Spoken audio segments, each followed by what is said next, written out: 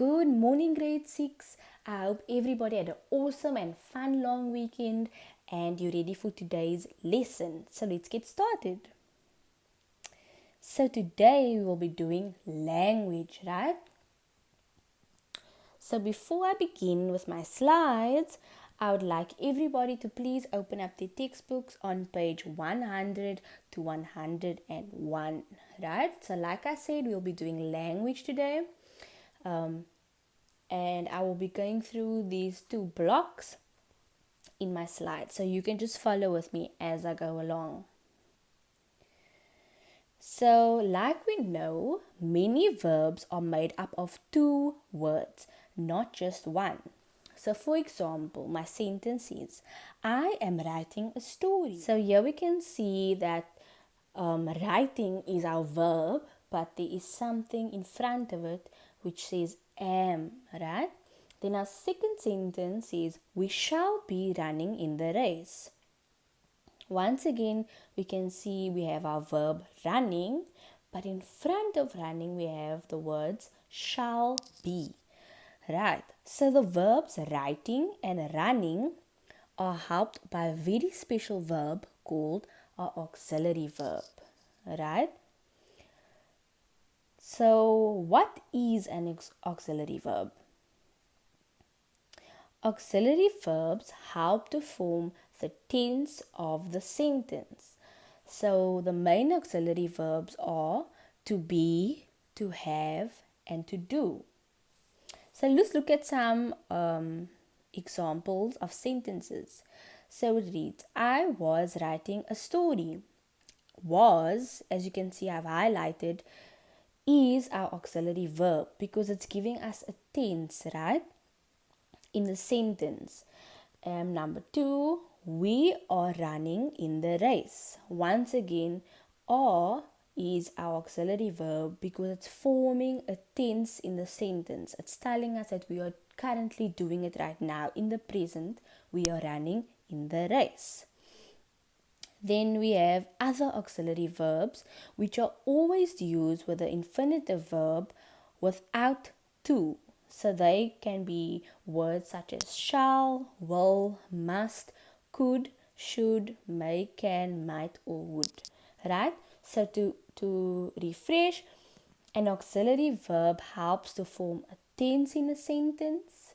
And remember, there are main auxiliary verbs which are usually to be, to have, and to do.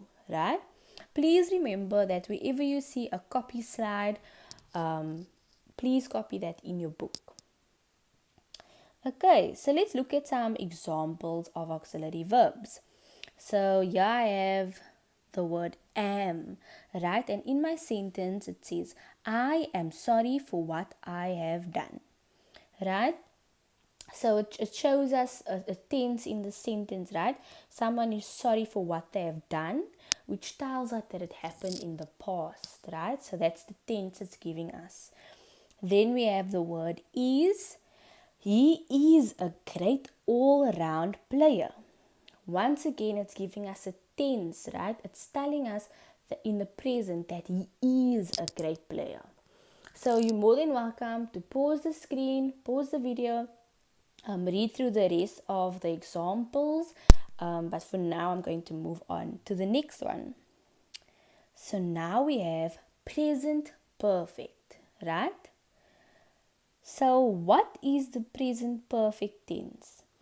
So this tense is used to talk about an action that happened sometime in the past but has an importance in the present, right? So once again, this tense is used to tell us about the action that happened in the past but it has an importance in the present. So for example, I have read that fable many times, right? So in the sentence we have read highlighted, and it's telling us that you have read it in the past, but it's important right now in the present, right? Because you know what the fable is and now you have knowledge of it, so it's important in the present.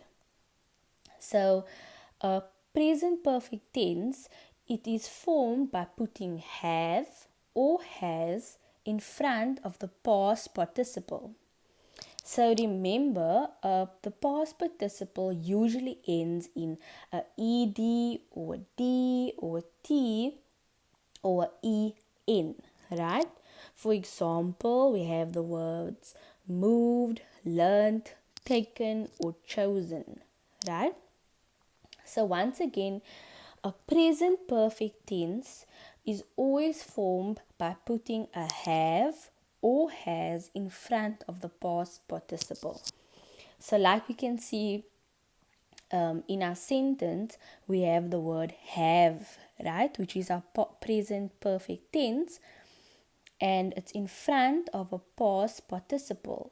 And look at our past participle, it's ending in a D, right?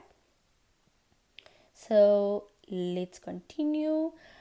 We never use the present perfect tense with very specific time expressions like yesterday, a year ago, last week, when I was a child, or one day, right?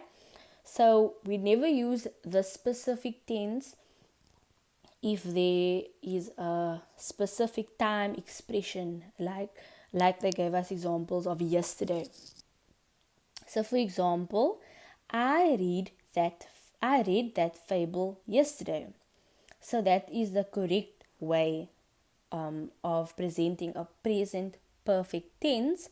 But the incorrect way of saying it is I have read that fable yesterday. So remember, whenever there's a specific time expression, like yesterday, a year ago, or any of those words, like in our sentence we have the word yesterday. If it's in ever a specific time like that, then we never use a present perfect tense. Remember that rule, right? Also remember to copy the slide as well. Let's have a look at some present tense, perfect tense examples. So we have a sentence. It reads, she has never studied Japanese. So this tells us to express things you have done in your life. And then it says, how many times have you tried to call her? So this is to express a number of times you have done something, right? So there are just some sentence examples, and then the usage or why we phrase a sentence like that. So you're more than welcome to pause the video again and read through this by yourself. So I'm going to continue. Okay, so for homework, I would like you to please write the heading, date and page number, then draw a line. First things first, please copy your slides with all the definitions and examples. Once you've copied the slides, you then complete the questions 1 to 2 on page 100 to 101. This activity must be completed in your English workbook, and homework is due tomorrow, the 5th of May, right? So please copy your slides first, read through your slides, and then answer the questions. Okay, so enjoy your homework, and I'll see you tomorrow. Bye.